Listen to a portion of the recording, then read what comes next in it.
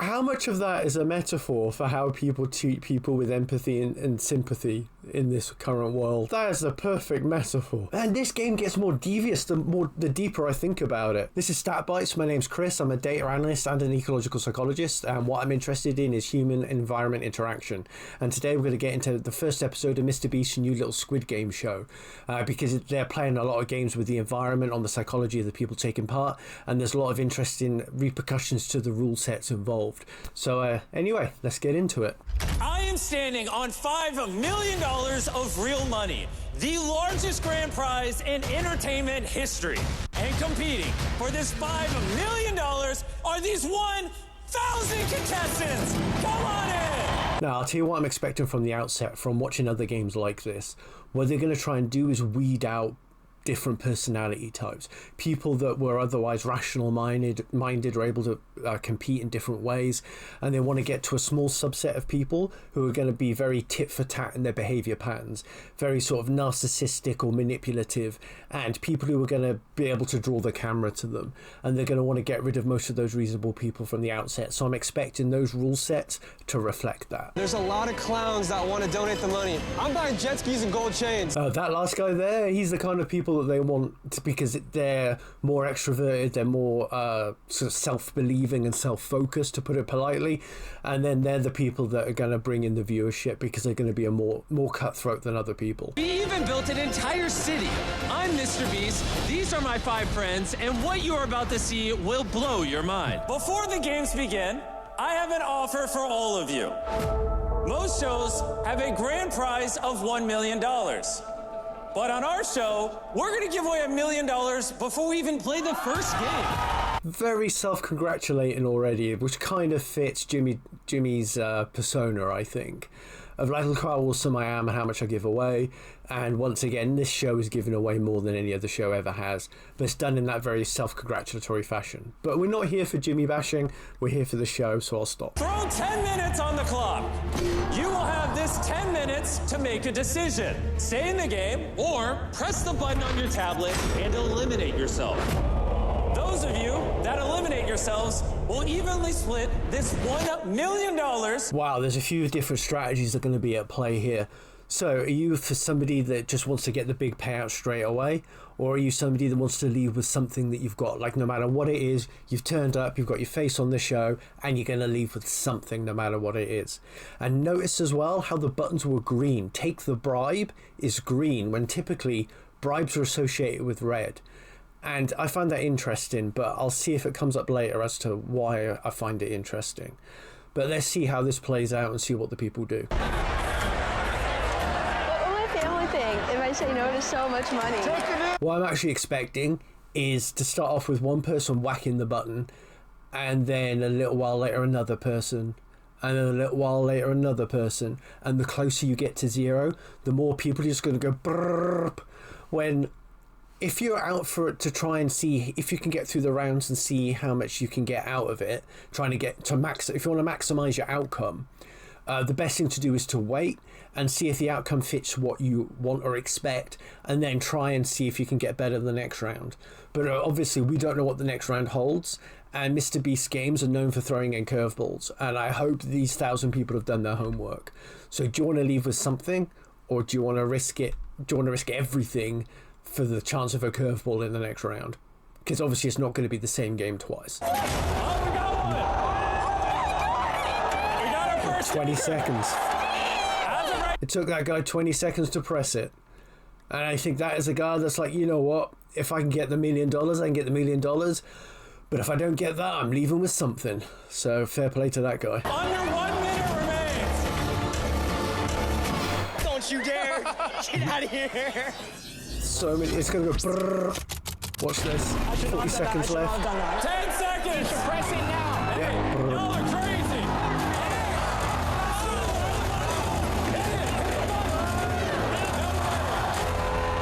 Are you serious? God, I got goosebumps watching that. As psychologists seeing his predictions come accurate, man, there's no better feeling outside of anything you shouldn't be doing. Mate, did you see the, if we rewind it a little bit, if you look at the way the lights go off Like, I think the way that the lights flash, because there's only white lights and blue suits, and everything looks uniform, then as soon as the lights start flashing red, it makes it look like more people are buzzing out than they think there are. So people are thinking, like, as they're ticking down, it's going to psychologically prime you to go, I might get nothing, and then you hit the button. But I have a feeling they're trying to get rid of the rational people, and they don't want those people to go just yet because of the green button that they're pressing. And hopefully that'll come up later. But I think that so I'm guessing the red flash is more for the visual spectacle for the viewer to make it look like more people are buzzing out than they are. Yeah, so, and then because of, like, relatively speaking, 1,000 people, they've probably got rid of the most rational crop of the people, like the little pyramid at the top. The people who in later rounds might be quite tough to beat or to reason out, the people who are reasonable, the people who aren't going to draw much attention to the camera.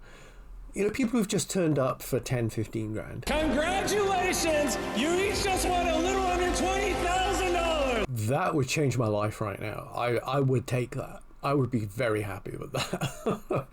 Fair play to those people. Because this next game might be the most cutthroat thing I've ever done. Should have took the money. Oh, look at the ground there. Look at the... Look at the way that they got, like, mirrored flooring. I would imagine that that's to make the contestants feel isolated and more apart from the people in the columns opposite them. I wonder if that's going to play a role somehow. I do not belong here. I don't know how I made it here. I have no strategy. Having no strategy is probably the best thing you can do, and you need to kind of wing these games. Because there is no strategy, because you don't know what each game is going to hold. And because if you think each individual of the 1,000 people, each one of them is a variable that you can't control for. And the way that these games are set up is to play on people's psychology. And then so with the time allotted, there is no possible way of formulating everything so that you can actually make the best, most informed choice. This game is mostly about statistical chance and your gut feeling just being in line with your statistical chance. You will all be competing as teams. This row is a team, this row is a team, this row is a team. You get the point. Each massive row of 80 players will be working together. Interesting. So they are separating them by columns. I wonder if it'll be going down widthways later, because it's creating more of like us versus them dynamic by having those mirrored floors in between them. Yes, let's see what this game entails. In order for your team to move on, someone must sacrifice themselves, meaning that they will have to, at their own will, walk away from $5 million just so some of you can continue competing in these games. I feel like I have to sacrifice myself. Right now, they're getting rid of the empathetic people, the people that have that can form deep bonds with other people emotionally and recognize the theory of mind and understand that their thoughts and beliefs might be different to their own, but they are still worthwhile as human beings. And this game plays on that. And notice this time that at least in the little digitized graphic, it was the red button. And if we see the red button on the pad, I will explain why that's important, because it plays on exactly this kind of personality. I want people to know I really do care about them. And I wish more games were like that. No, you don't. Because it plays on people like you. One more thing. This game has already started. And it will not end until... Yeah, red buttons. Okay, so what this red button means is that there are some people out there who, the closer that the timer gets to 0, no matter what the red button is, what the red button will supposedly do, they will get closer to pressing it because they're not allowed to push it. Because they know that if they push it, there's going to be a bad outcome.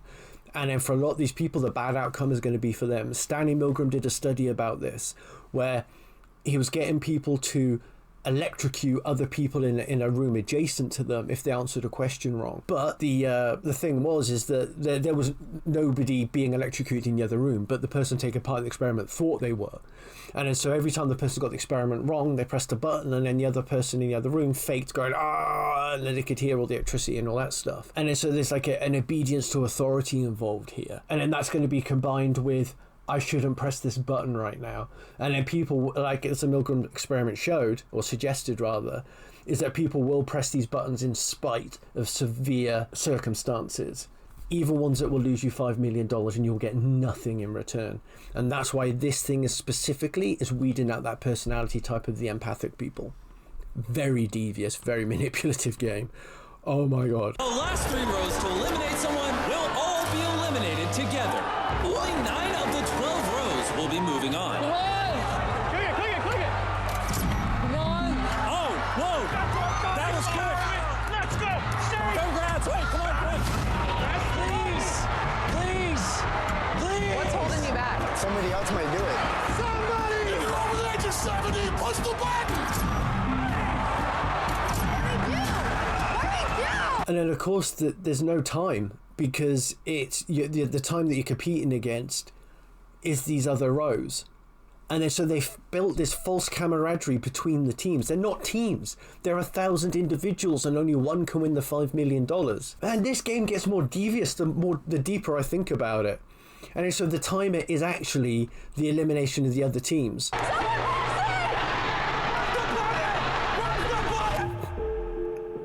Oh my word.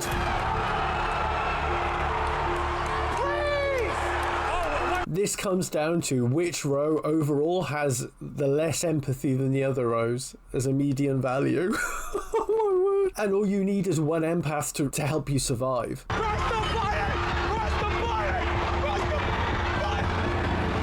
Just so you know, I'm using the term empath very loosely here. It's the empaths as a personality don't exist. You don't have empaths walking around like betazoids out of Star Trek. I just mean that people who have empathy for others and sympathy for others. Before nitpickers get in. I did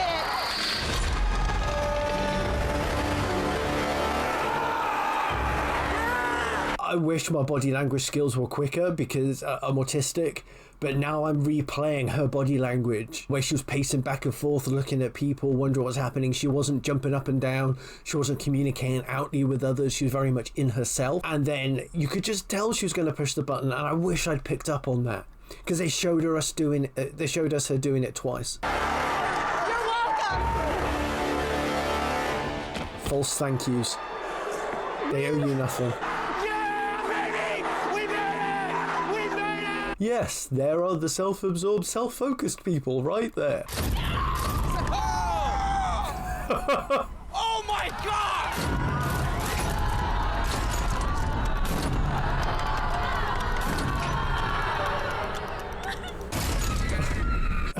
How much of that is a metaphor for how people treat people with empathy and sympathy in this current world? That is the perfect metaphor. I think we mix it up for this final row. Hey, whoever's in the back, just start hitting random buttons. All right. Oh my God! All right. That was diabolical. There's just one left. That was diabolical. Dropping people at random intervals so that no one knows when they're going to go next and they're just standing there on tenterhooks. That is one way of creating suspense for an individual. Oh my word. Are you guys ready for the next challenge? Inside these boxes are blocks. Your goal is to stack all of your blocks on top of the red starting block within 10 minutes. At the end of the 10-minute timer, if any of your blocks are not stacked on top of that red block, or your tower falls over, you'll be eliminated. I will only be eliminating the first 100 towers that fall over. This looks like a really hard Krypton Factor style challenge. I don't think I'm going to have much to say about this psychologically, except that it's more of a sort of a spatial, dexterity related challenge, and basically if you don't have those skills then you're not going to function well, and maybe actually part of this test is trying to eliminate the people who don't have at least a modicum of dexterity and a modicum of spatial awareness, so that you will be more entertaining in the future rounds. Like he spoke about the Navy SEALs chasing you, and there's going to be monster trucks and ball games and all these other things that you're going to need to have your wits about you, at least in a spatial awareness and dexterity set. Mind you though, I know exactly how I'm going to stack them on their side, right? Is that not the way to do it? They're like, if you got the red block up and you've got all these funny shapes, but then if you put them on their side, they're all the same shape, they're all rectangular, and then just stack them up like that, right? Because it's like that other test, like when they were showing something and then you could basically fit everything in the square hole. Like if you put it into like a different, like you've got like the triangle, the circle, the semicircle, the moon shape, and the square. If you rotate it all in a certain way, it will all fit through the square hole. That's what gave me the inspiration for this just now. So I wonder if anyone's actually going to do that. Oh, okay, I misunderstood a little bit. So you can build it in any shape that you want, as long as it's the long thing at the bottom. Interesting. So do you like build it like a Christmas tree then? I wonder. Look at this legend here. I think he's 754. I think he's done gone cracked it. Nice job, mate. Wow. Other people looking at him wondering how the crap did he do that? Oh, poor 839. He hasn't got a Scooby.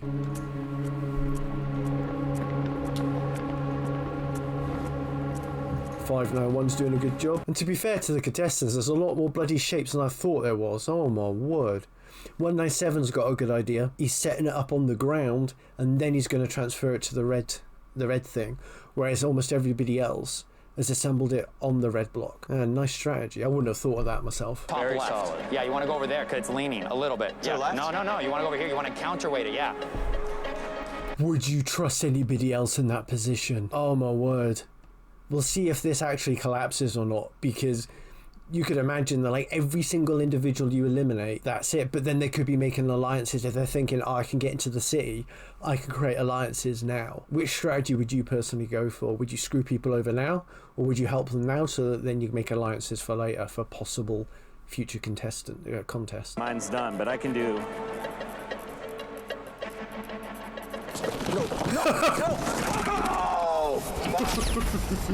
I decided to go.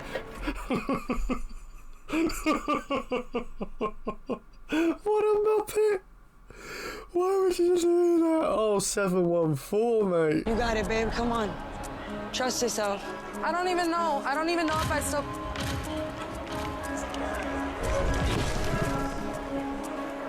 Can you hand it back? I can't.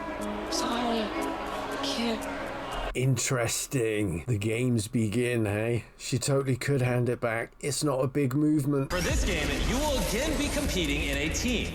But this time, it's the row to your left and right, which means they will vary in number. I will be offering bribes, and whichever person accepts it will eliminate themselves and their rows. Wow, that's an interesting one, isn't it? So if they take the bribe, they eliminate the whole width. So that's an interesting spin, because they combined the first game and the second game and created a really warped and twisted third game. And kind of like a blend of the two psychologies here. So they've got the green button again. So they're trying to... So it sounds like they're trying to weed out the rational, like, oh, I'll take what I can get kind of people and then I'll go home happy. And then you've got the nature of the cutthroatedness and like the self-centeredness, which is like, I'm going to take this, I'm going to screw the rest of the row. So it sounds like it's going to be the empathetic and sympathetic people that get messed over again, because they're going to think, oh, I won't remove my row because what about the rest of my team? And then the most cutthroat people are going to be like, no, buzzer, I'm going to take the money, I'm not going to risk anybody else screwing me over. And then you get the other people that are like, well, I already missed out on the first lot of bribes, so I need to take my chance now. And I would have taken my chances in the first one. If I didn't then, I'm taking it now, and I'm going to be the first to push the buzzer this time. I definitely would.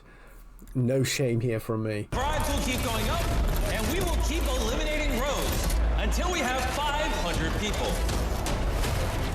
All you have to do is take your hand, push that button, and you will instantly be brought briefcases full of money. Interesting how they make it sound so simple, isn't it? Everything bad, the villain always makes it sound so simple. And people started to introduce one another by their name. My name's Jonathan. Alejandro. That's my name. And not their number. So what people are trying to do there is they're trying to build that camaraderie, and then they're trying to, because the widths are smaller, so it's more possible to do it, because when it's the longer rows they couldn't exactly reach the person down the end. But on the widths where there's far fewer people and a lot of people have already been eliminated, they're able to develop that camaraderie to try and stay in the game. So would you develop a false camaraderie and then push the button, or would you just play it ice cool and then push the button? Or are you going to develop a false camaraderie and delay as long as possible to press the button? Or are you going to create, or are you just going to play it ice cold and then press the button as late as possible? So I kind of feel like there's 4 different strategies here. And you have to remember, they're all individuals. There is no teamwork here. Yo, it's this way. That's great. My name's Lori! 400. No, we're not doing it. Nothing. We are not. Let's go. We got a good team right here. You can barely communicate skate with him, how can you trust him? Exactly. You can't. You can say you can't. Bring out the next briefcase. Let's go. Now, Wham! I press it. There we go. 20 grand. I'm gone. Sorry, everyone else. Hello, Jordan. Just letting you know, you scaring people, bro. Who, me? Yeah. I have no idea what they're saying, but I'm chilling. Do you know, it's like the peer pressure as well from that one guy saying to the other guy, "You're scaring people, bro." You know, it's encouraging a bit of bitching and backbiting between people. Isn't that interesting? We ain't leaving. Hey! Wait, Good what? lad. Somebody took the 20K. Dude. Dang, bro, that's crazy. I felt so secure with the line. It's Beast Games. Like, we're not here to make friends. 400. We're not doing it. Nothing. The fact is, So he did the build the camaraderie and hit it pretty much straight away approach. Who do you think is the weakest link in your entire row? Between us, 674. When it was first announced there was going to be this competition, we all looked at each other and we were like, no way. And he was, I think, the one that was just kind of like, okay, yeah, no. But he's basing that on nothing. He's just basing it on the way the guy looks, which is quite interesting, isn't it, psychologically speaking? Because if you think about evolution, pretty much everything about the way that we judge people is based on how we look and how we smell and how we sound. You know, do these people look like they come from where I am? If you think in a tribal sense, you know, if you know the amount of people that would have been in a village community, and then everybody outside of that would have either looked, sounded, or appeared different. I'm nervous about that. oh! Who did it? Oh my God, he pressed it. 6-7 for the guy that you were worried about. Oh, he called it. The guy called it. Okay. Interesting. So I wonder what things intertwined there for him to notice that guy and to be able to call him as the one that was the weakest link in that group, or the most perspicacious. And of course, pressure's ramping up now because the more that people are pressing these buttons and the more the money's going up, the more that people are thinking, right, someone's going to press it, because the greed grows, doesn't it? And the desire grows. And you combine that with the pressure, and then people who aren't even greedy or don't feel pressure start just thinking a bit more pragmatically. The kind of people that, you know, when they say a green button, they're not going to press it.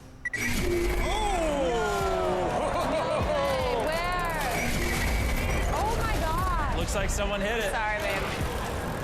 Oh, we're getting close to 500. Anyone else want 80 grand? I might have to go first. Oh, another one! Take the money. It's the right thing to do for you. We got another press. We got another press. Did you press it? I took it. For my family, I got to do that one. They called him too. That was a guy did. Called We all him. have families here, man. Anyone who hasn't pressed 100,000 on the 100,000, they're not good at mathematics. You got to think there's going to be 500 people left going after that $5 million. There's already been games where the vast majority of the contestants have been eliminated, have won 0. And then do they really think that the games going forward are going to give them that much? This is unprecedented. I mean, I would have gone on the 10 or 20 grand. But to get $100,000 wafted in front of you, and there are still people not pressing the button, they don't understand probability and risk. Don't hit it. We're going to the city. One of those vocal people are going to be going People out. from all over They're the gonna room press it, I were reckon. boasting about trust. See how it goes. Trust each other, right? I'm calling him.